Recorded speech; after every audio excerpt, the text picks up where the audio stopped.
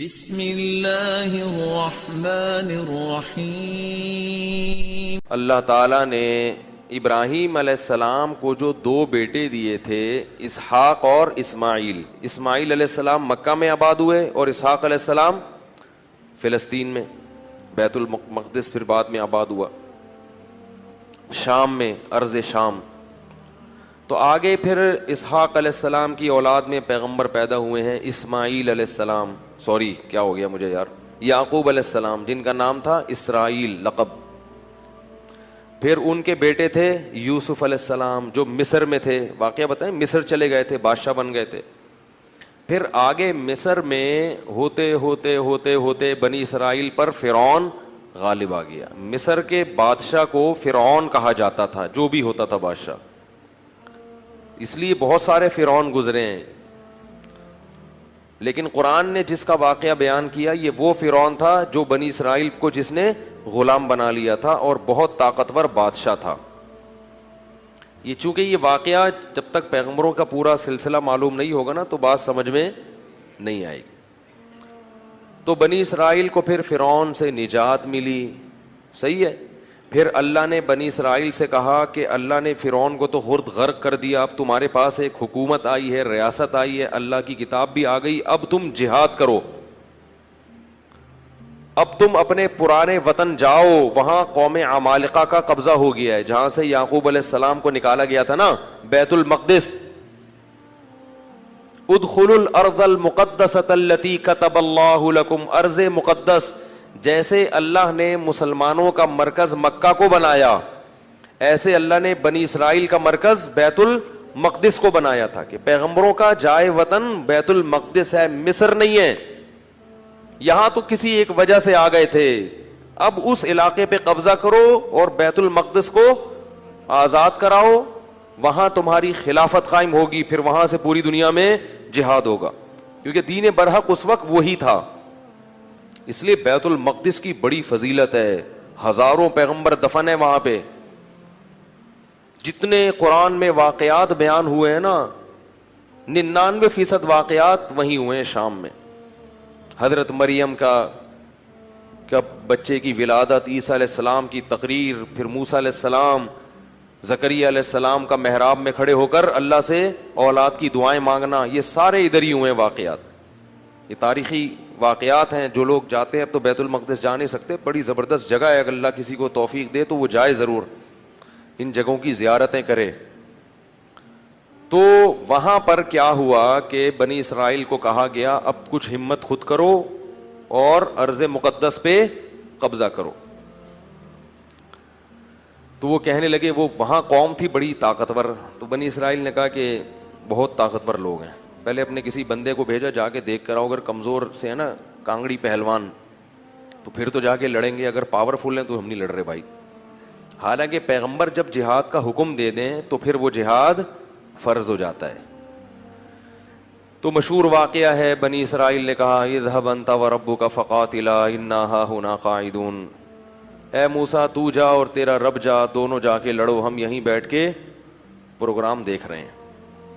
قال رجلان من الذین یخافون، اللہ فرماتے ہیں ان میں دو فرد جو اللہ سے ڈرتے تھے، انعم اللہ علیہما، اور اللہ نے ان پر انعام بھی کیا تھا، وہ کہنے لگے کہ چلے جاؤ، فَإِذَا دَخَلْتُمُوهُ فَإِنَّكُمْ غَالِبُونَ، جب موسیٰ کلیم اللہ کہہ رہے ہیں تو اللہ یقیناً مدد کرے گا، جاؤ ہمت کرو، اللہ غلبہ دے گا۔ ہمارے حضرت فرمایا کرتے تھے کتنے مبارک ہوں گے یہ دو فرد جن کا اللہ نے قرآن میں تذکرہ کیا، اور اللہ گواہی دے رہا ہے کہ یہ دو انعام یافتہ لوگ تھے، کہہ رہے ہیں کہ بھئی پیغمبر کی مانو، اپنی عقل مت چلاؤ۔ وہ لیکن کہنے لگے نہیں بھائی ہمارے لیے بڑا مسئلہ ہے یار۔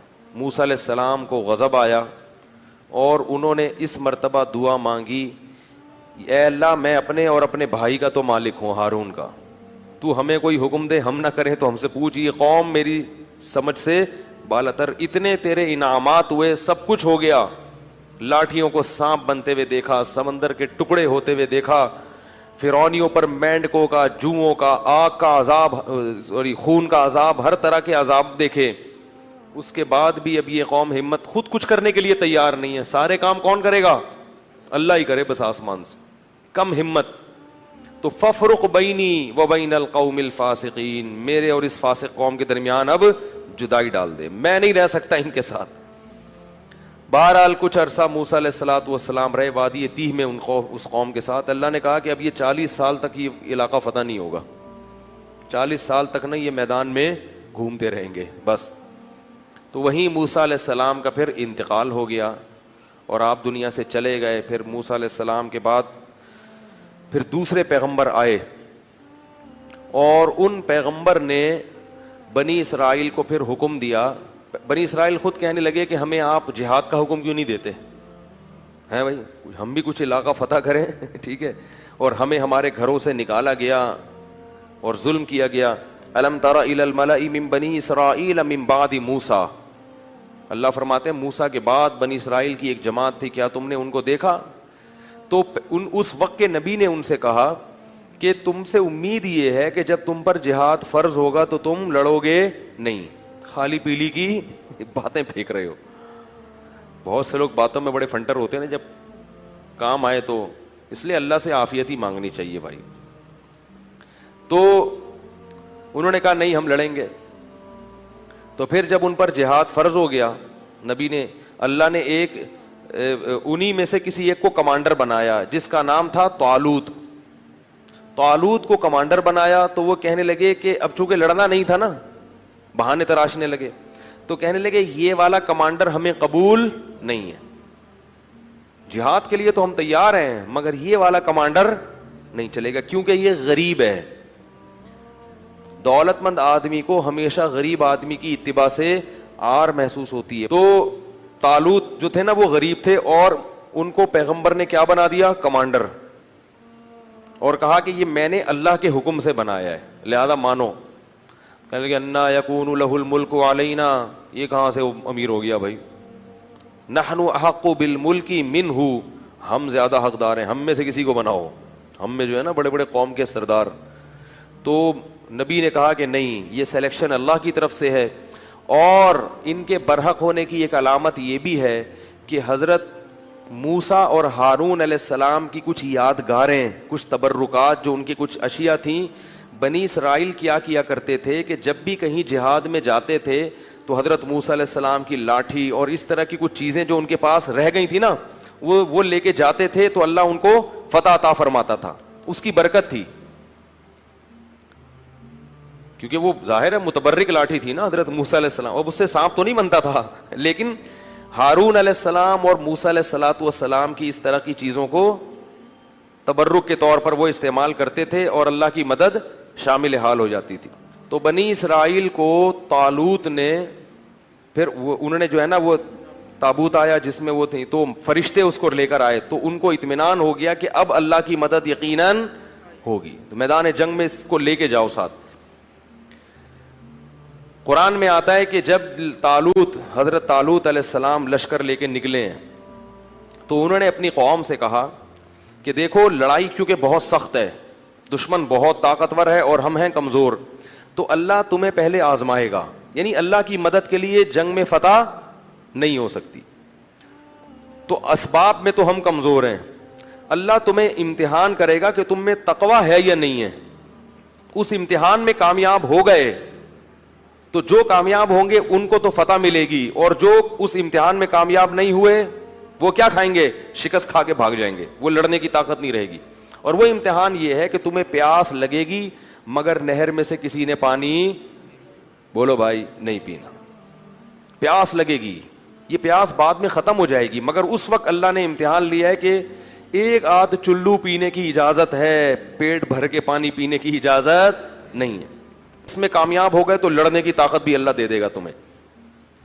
قرآن کہتا ہے جب وہ نہر پار کی ہے نا، فشربوا منہ الا قلیلا منہم، تھوڑے سے لوگ تھے جنہوں نے پانی نہیں پیا، پوری قوم نے پی لیا، اتنی اللہ نے نشانیاں دکھائیں، سب کچھ کیا، مگر پھر بھی کیا کر رہے ہیں؟ پیٹ بھر بھر کے کہہ رہے ہیں دیکھا جائے گا یار، دیکھا جائے گا یار۔ اس کا نقصان کیا ہوا؟ اس گناہ کی نحوست کیا ہوئی کہ جب سامنے طاقتور لشکر دیکھا اور اس کا کمانڈر تھا جالوت، جو بڑا پہلوان جالوت تھا، جیم کے ساتھ، بہت طاقتور، بہت پہلوان، اس کو دیکھا، اڑے بھائی اس کا قد دیکھو، اس کی باڈی دیکھو، ہے بھائی لگ رہا ہے کسی جم سے آ رہی ہے، اور یہ لوگ دیکھو اتنا بڑا لشکر. تو جنہوں نے پانی پیا تھا نا وہ کہنے لگے لا طاقت لنا اليوم بجالوت وجنودی, آج ہمارے پاس طاقت نہیں ہے جالوت اور اس کے لشکر سے لڑنے کی, یہ نہیں ہو سکتا بھائی. اس سے پتہ چلتا ہے گناہ کرنے سے ہمتیں پست ہو جاتی ہیں. اللہ کی نافرمانی کرنے سے کیا ہوتا ہے؟ ہمتیں پست, کچھ بھی نہیں کر سکتے دنیا میں. اللہ کے لیے کچھ نہیں کر سکتے. پھر لا طاقت لنا اليوم بجالوت وجنودی قال الذين يظنون انهم ملاقو اللہ. اللہ فرماتے وہ لوگ جن کو اللہ سے ملاقات کی امید تھی کہ ایک دن اللہ کے سامنے کھڑے ہوں گے, اس کا ہمیں بدلہ مل جائے گا, وہ کہنے لگے کہ کم من فئۃ قلیلۃ, دیکھو کتنی ہی بار ایسا ہوا ہے کہ ایک چھوٹی سی جماعت کو اللہ نے بڑی جماعت پر غلبہ دیا ہے. ہمت کرو کیونکہ پیغمبر کے حکم پہ آئے ہیں ہم. خود سے جب آئیں گے تو دو رائے ہو سکتی ہے نا کہ بھئی صحیح کیا غلط کیا, اب تو اللہ کہہ رہا ہے تو غلط ہو ہی نہیں سکتا.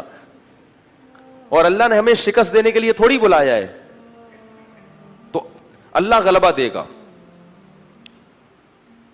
تو اب جب لڑائی شروع ہوئی ہے تو اتنی زبردست انہوں نے دشمن نے حملہ کیا کہ قرآن کہتا ہے کہ یہ جو تھوڑے سے لوگ میدان جنگ میں ڈٹے نا, ان کو اندازہ ہو گیا کہ ہمارے قدم یہاں ٹھہر نہیں سکتے, ہم نہیں ٹھہر سکتے. تو اب اللہ سے دعا مانگ رہے ہیں ربنا افرغ علینا صبرا وثبت اقدامنا وانصرنا علی القوم الکافرین. کیسے عجیب الفاظ ہیں, اے اللہ ہم پر صبر کو انڈیل دے. انڈیلنا کسے کہتے ہیں؟ جیسے بالٹیاں بھر بھر کے پانی کسی کے اوپر ایک تو ہوتا ہے نا ڈالنا, یہ نہیں کہہ رہے اے اللہ ہمیں صبر کی توفیق دے دے, نا نا نا نا, صبر کی توفیق تو چھوٹے موٹے غموں میں ہوتی ہے, یہاں تھوڑا سا صبر نہیں چاہیے. بہت بہت مشکل ہے بھائی لڑنا, بہت مشکل ہے. تو کیا کر کے ہم پر صبر, افراغ عربی میں کہتے ہیں پانی کہیں سے بھرا ہوا ہو نا برتن میں, وہ پورا آپ کیا کر رہے ہیں کسی کے اوپر ایسے الٹ دیں. ایسے اللہ بالٹیاں بھر بھر کے ہمارے اوپر صبر کو ڈال تو. وثبت اقدامنا, اور ہمارے قدموں کو یہاں پر جما دے, یہاں پہ اکھڑنے نہ پائیں. ہم تجھ سے دعا مانگتے ہیں. وانصرنا علی القوم الکافرین, اور ان کافروں پر ہمیں ہماری مدد کر. کیسا منظر ہوگا, اور اللہ کو اس طرح سے لڑنے والوں پر کتنا پیار آتا ہوگا. اس لیے یاد رکھو جہاد کی بہت بڑی فضیلت ہے اسلام میں. جہاد معمولی عبادت, جو بھی اپنے ملک کے لیے, اپنے دین اور مذہب کے لیے, اسلام کے لیے لڑتے ہیں, ملک کے لیے لڑنا اسلام ہی کے لیے لڑنا ہے کیونکہ اسلامی ملک ہے. تو جو بھی لڑتے ہیں ان کو معمولی مت سمجھا کرو. جان پیش کرنا اللہ کے سامنے یہ آسان کام نہیں ہے.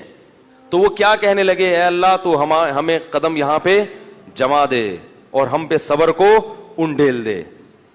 اللہ کی مدد آئی. وہ تھوڑے سے, کیونکہ اللہ نے اپنے دین کو باقی رکھنا ہے, یہ بھی ختم ہو جاتے ہیں تو بنی اسرائیل تو گئی. ایک قوم کو اللہ نے ہدایت دی تھی, وہ بھی ختم, تو پوری دنیا تو گمراہ تھی. تو اللہ کام ایمان والوں ہی سے لیتے ہیں. بنی اسرائیل تھے بڑے نالائق, مگر تھے تو ایمان والے تو وہی تھے نا. تو بھائی جیسے مرضی ہیں, اللہ کیا کر رہے ہیں کہ بھائی اب ایمان والے تو یہی ہیں نا, اب کافروں سے تھوڑی لوں گا کام. تو جیسے مرضی نالائق ہیں, انہی میں سے نیک لوگ پیدا کروں گا. تو اللہ نے کیا کیا, اللہ فرماتے ہیں فَهَزَمُوهُمْ بِإِذْنِ اللَّهِ, اللہ کے حکم سے ان تھوڑے سے لوگوں نے ان طاقتور لوگوں کو شکست دے دی. جب شکست دی ہے تو انہی بنی اسرائیل میں ایک شخص تھے جن کا نام تھا داؤد, جو کمانڈر نہیں تھے اور نہ نبی تھے. ایک امتی کی حیثیت سے وہ میدان جنگ میں لڑ رہے تھے. وہ بھی ان تھوڑے سے لوگوں میں تھے. نہ صرف یہ کہ ان تھوڑے سے لوگوں میں, بلکہ ان تھوڑوں میں بھی جو انتہائی درجے کی بہادری دکھانے والے تھے ان میں سے تھے. انہوں نے ہدف بنایا تھا جالوت کو, جو سب سے زیادہ طاقتور تھا. یہ بڑی بات ہوتی ہے نا. دیکھو اس زمانے کے دیندار لوگ کیسے ہوتے تھے یار. آج چھپکلی سے ڈرتے ہیں دیندار آدمی. آج دیندار آدمی کو چلانے کے لیے یہاں سے وہاں تک بولو نا انڈا موڑ چلے جاؤ تو اس کا سانس پھولتا ہے. کہتے ہیں ایکچولی میں اتنا نیک آدمی ہوں کہ میں تیز چل نہیں سکتا. داؤد علیہ السلام تو بڑے پیغمبر تھے اس وقت نہیں, پہلے تو عام امتیوں کی طرح تھے. تو قرآن کہتا ہے داؤد علیہ السلام نے ہدف، داؤد نے کس کو ہدف بنایا؟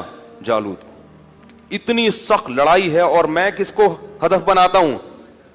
جالوت کو، ان کو قتل کروں گا. وَقَتَلَ داؤد جالوت، اور داؤد علیہ السلام جالوت کو قتل کرنے میں کامیاب ہو گئے. لہذا فتح میں جیسے کھلاڑیوں میں کھیل جب ہوتا ہے نا تو ایک مین آف دی میچ ہوتا ہے کہ بھئی یہ ہے جس نے جتوایا ہے میچ. تو وہ جنگ جتوانے میں سب سے بڑا کردار کس کا تھا؟ داؤد کا. اللہ فرماتے ہیں آتاہ اللہ الحکمہ، اللہ نے آپ کو نبوت عطا کر دی. کیا عطا کر دی؟ نبوت. اور اس کے بعد سے کمانڈ کس کے پاس آ گئی؟ کیونکہ لڑنے کے لیے، کمانڈ کے لیے صرف نیک ہونا کافی نہیں ہے، جنگ کا تجربہ ہونا، بہادری ہونا، یہ بھی بہت زیادہ ضروری ہے. لوگ کیا کہتے ہیں کہ کمانڈر بناؤ صرف نیک آدمی، نیک ہونا کافی نہیں ہے. ہمیشہ ایسے کو کام اس کے ذمہ سونپا جاتا ہے جو اس کام کا اہل بھی ہوتا ہے. تو اللہ تعالیٰ فرماتے ہیں ان کو کمانڈر بنا دیا گیا، اور اللہ نے ان کو کیا عطا کر دی؟ حکومت اور نبوت. نبی بھی بن گئے اور کمانڈر بھی بن گئے. اب بیت المقدس پہ قبضہ ہو گیا، اور داؤد علیہ السلام کی بنی اسرائیل کے ذریعے فلسطین میں کیا قائم ہو گئی؟ خلافت، بنی اسرائیل کی خلافت.